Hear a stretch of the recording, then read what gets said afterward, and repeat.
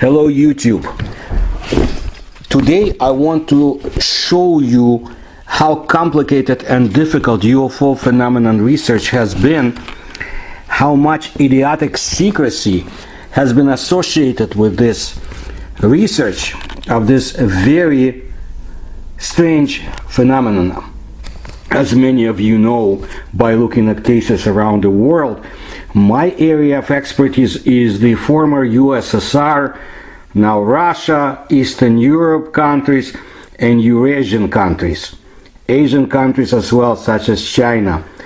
But this secrecy is almost the same in other major nations around the world that have faced UFOs.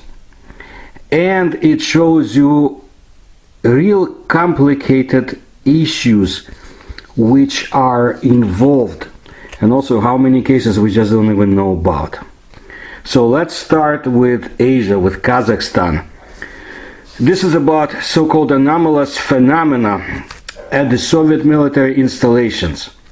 The place was Tsalinograd. Now it's a capital in the region, Nur Sultan. Tsalinograd district, Akmolinsk region, Kazakhstan.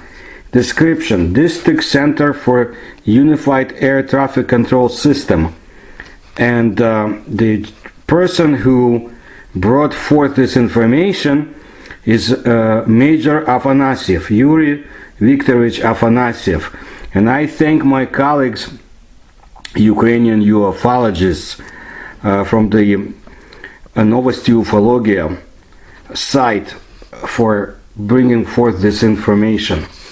As you can see in my other videos in my channel about Kazakhstan, there have been a number of cases associated with that country, and I'm sure we'll find out more. So during his service between the years of 1978 and 1994, Afanasyev was the communications officer until 1987, and from 1987 to 1994 he was the head of the communications hub and deputy commander of the military unit number 6636 in the Air Force of the USSR. Yuri's tasks included providing flight corridors for aviation, monitoring the takeoff and landings of cosmonauts, as well as monitoring of domestic spy satellites, meaning Soviet satellites.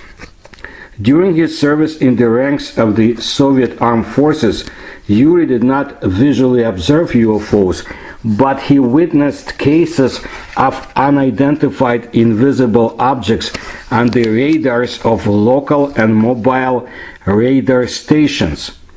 Yuri also once had to observe the consequences after manifestation of an anomalous phenomenon. This is what they refer to as UFOs. Modestly, of course, hypocritically, they would not say UFOs for the most part in the Soviet Union, so they would call it аномальные явления or anomalous phenomena. I've described why in my book, so I won't do it here. You can find it also in other videos.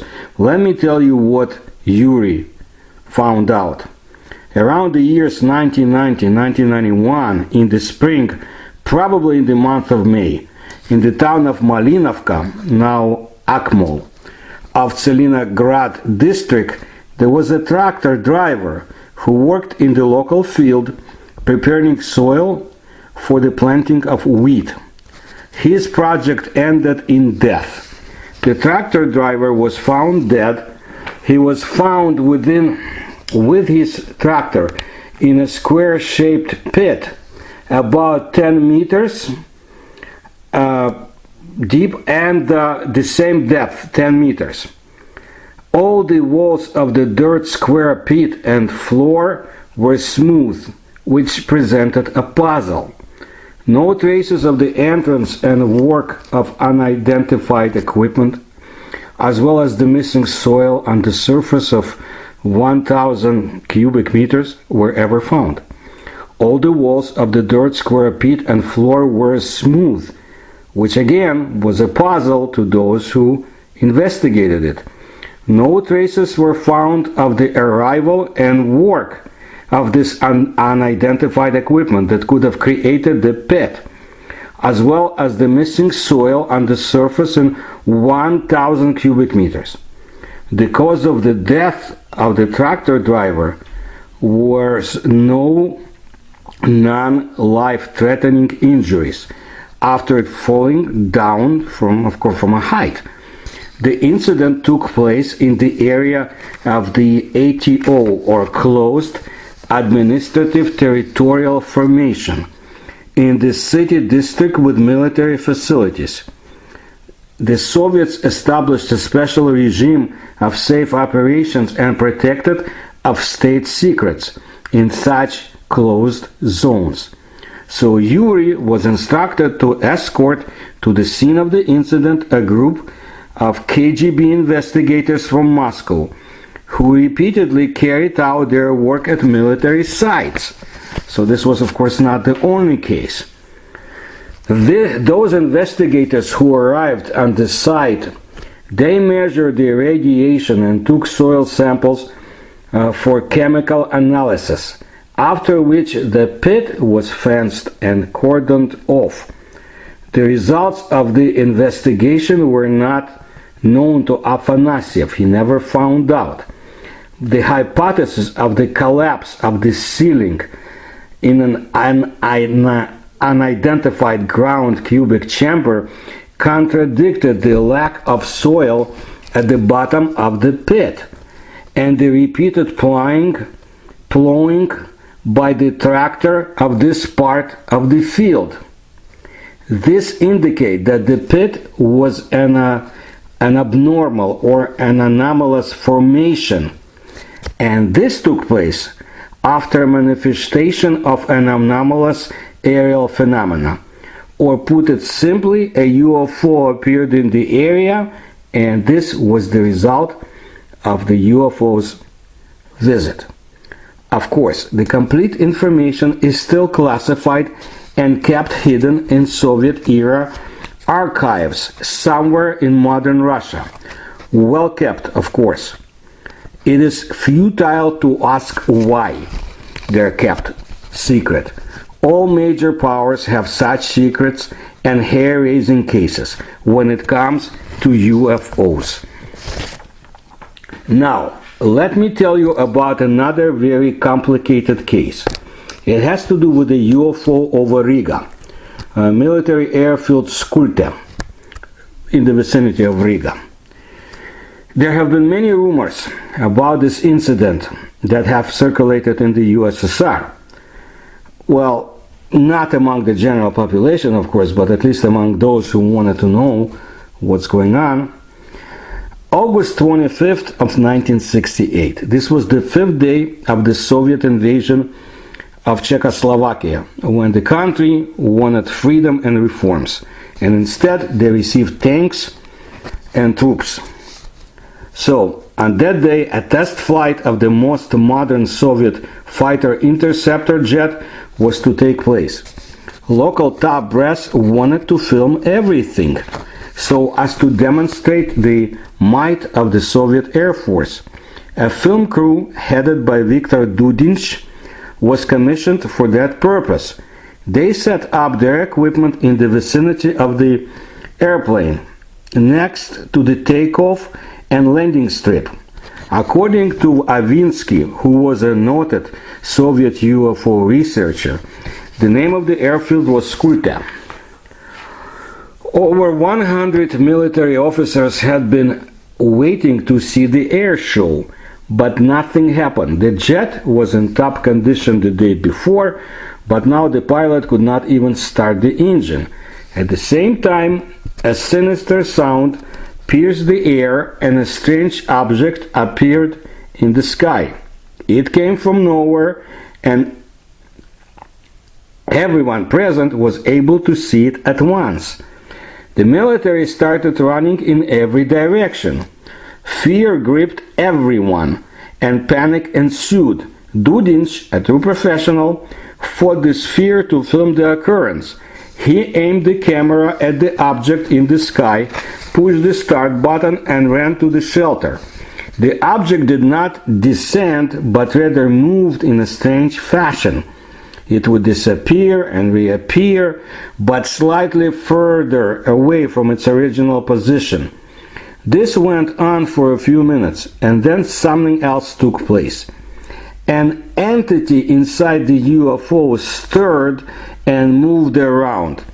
The object was illuminated by the sun, blue sky in the background, so the visibility was first class. The UFO was shaped as a triangle, and its color was violet. A few minutes later, the UFO suddenly lost some illumination. It remained in the sky but became somewhat invisible. And as its brightness disappeared, so did the fear.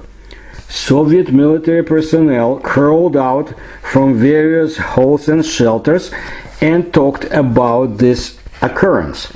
No one doubted the extraterrestrial nature of the object. Dudinch ran back to his camera and saw that it was working, but the film had run out.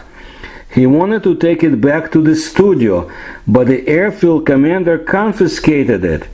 The KGB arrived sometime later and took the film away.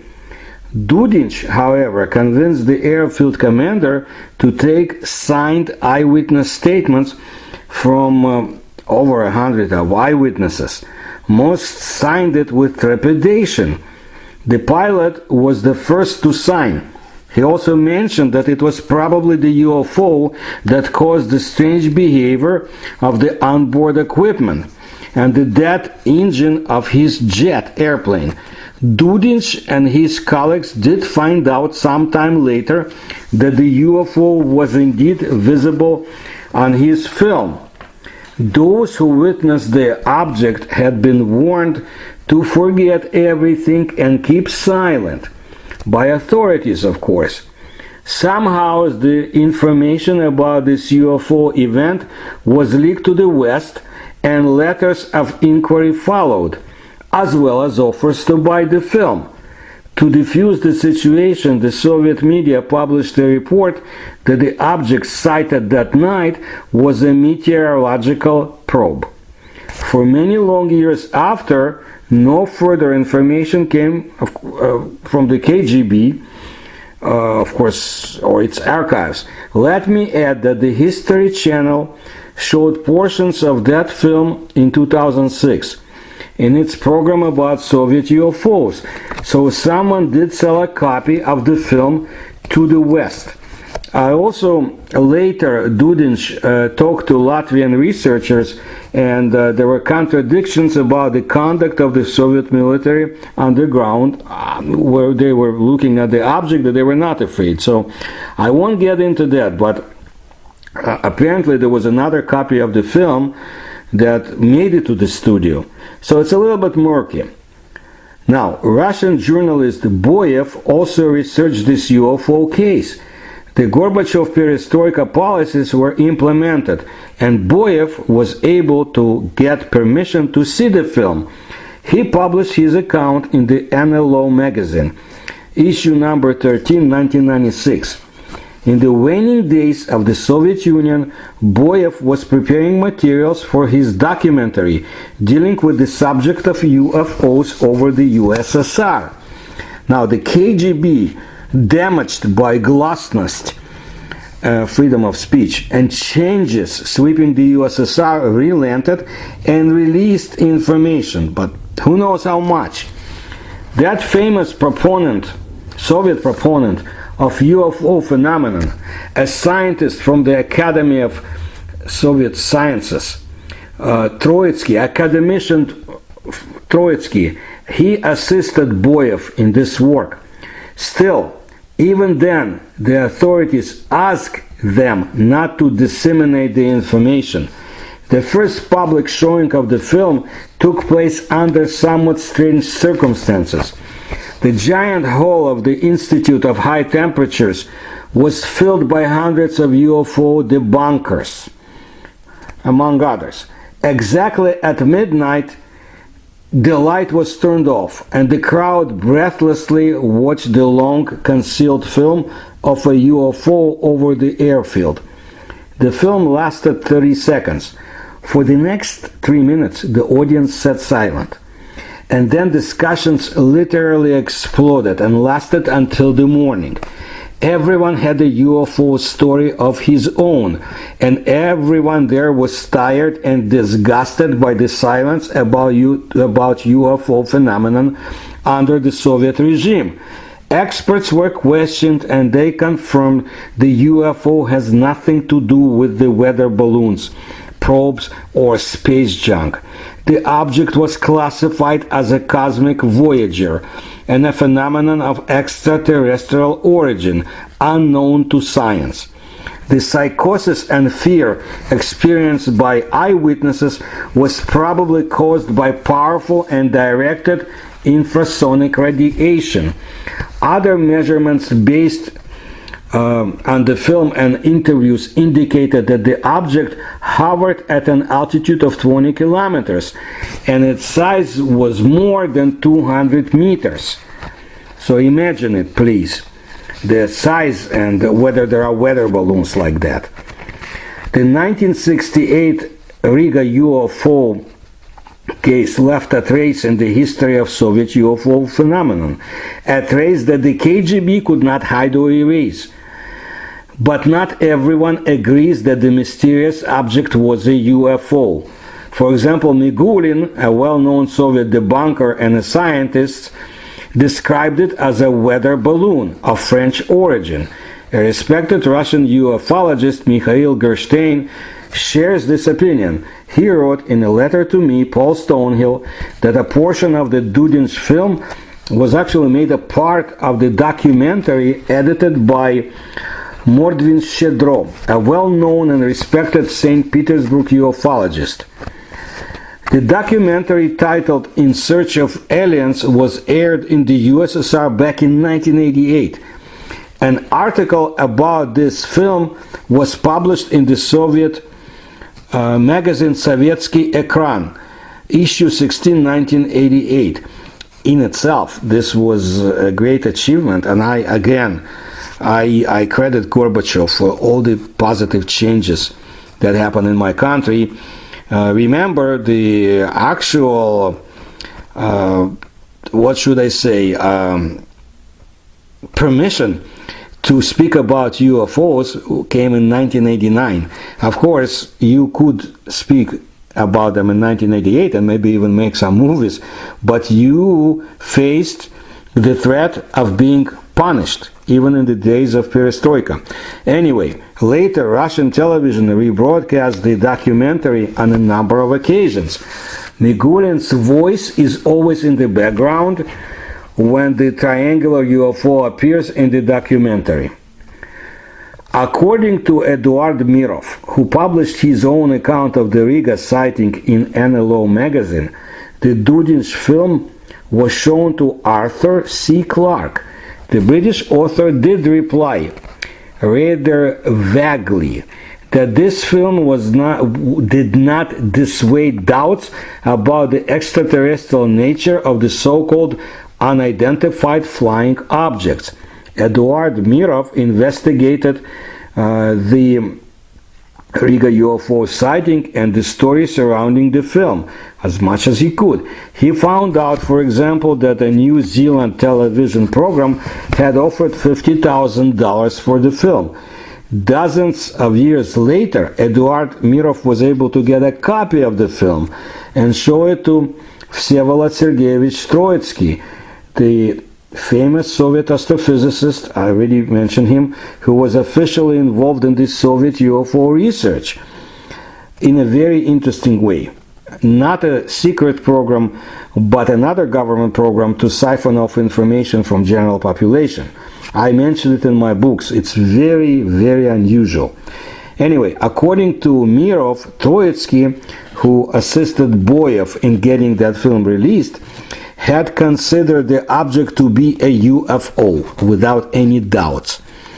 Arvid Mordvin Shchedro, the former colonel of the Soviet Air Force and a UFO researcher, stated that several Soviet military officials had confirmed the fact that the UFO did appear in the Baltic sky that day. Among them, Lieutenant General Shinkarenko, Air Force Commander Svitlov, a local military unit commander, Zaretsky, a military doctor, and others. Among civilians who had sighted the object were Gromov, the director of a local hydrometeorological observatory, Soviet academician Kalnsbergs, and many others. Eduard Mirov repeated that when the film was studied under a microscope, a definite movement was discerned inside the triangular object, but what the nature of that movement was has not been established. Hopefully, someday we will be able to examine the film closely and find more eyewitnesses who present, who can tell us and who were present in Riga that day many years ago. But again, who's going to be able to study it? Most people in the world have no idea about Russian ufology, and those who do know very little. Outside, I try to do my best. Philip Mantle is my colleague from the United Kingdom, and we bring forth information. That's why our book about USOs was so popular and still is in the in the former Soviet Union, and was published in Russian. And now the Russian population find out about their own history, but most of the information about such cases is hidden. Let me tell you something else. There's one definite problem with the date of the sighting, rather the year when the mysterious UFO appeared over the Riga airfield. Avinsky and Mirov stated that the year was 1968, while Boyev and another publication in NLO, the NLO magazine, indicated the year was 1961. It may even be 1969, according to Inna Petrovskaya, who was a Soviet very enigmatic scientist who was engaged in the secret Soviet military academic UFO research program Setka. She later disappeared under most mysterious circumstances, and I talked about her in my books and her very strange fate. Mikhail Gerstein did not talk about the year in the letter to me when we talked about the whole incident. But in 2013, a Latvian researcher Vlad Gusha claimed to have met Dudinch back in the year 2000, and that the real first name of the operator was Zigurts, and the episode took place in 1968. That the conventional account of the events was erroneous. According to him and his colleagues, independent researchers from Latvia, the UFO could have been one of the freedom balloons with leaflets sent to Czechoslovakia. As I told you, at the time it was invaded by Warsaw Pact troops. And it was sent by those who supported Czech freedom in Western Europe and Scandinavia. The size of such balloons was approximately 2 meters by 1.7 meters.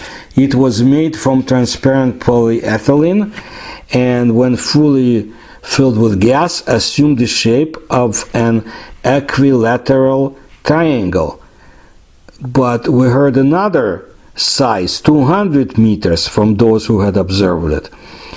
Well, despite this hypothesis, very strong hypothesis, claiming that it was an aerostat, or rather, balloon, the object has not been identified, and consequently, it remains to be a UFO in the databases of Latvian researchers. Now, of course, we know that the August 25th was this right in the middle of the Operation Dunai, which Baltic troops, Soviet troops stationed in the Baltic areas, were also engaged in, and this was invasion of Czechoslovakia. irrespective of the confusion of the actual date. What is apparent is that the UFO at Riga caused consternation among Soviet officials, and that the film of the event still exists. It's beyond doubt. The film is there, and I'm sure there are other films and other instances, and I will bring you forth my information about such cases, but you can see how difficult this research is and how fascinating this phenomenon is. But there are forces in this world who don't want us to be fascinated. Thank you for your attention. If you can support my research, you will find the links in the description to this video, and I hope to talk to you soon again.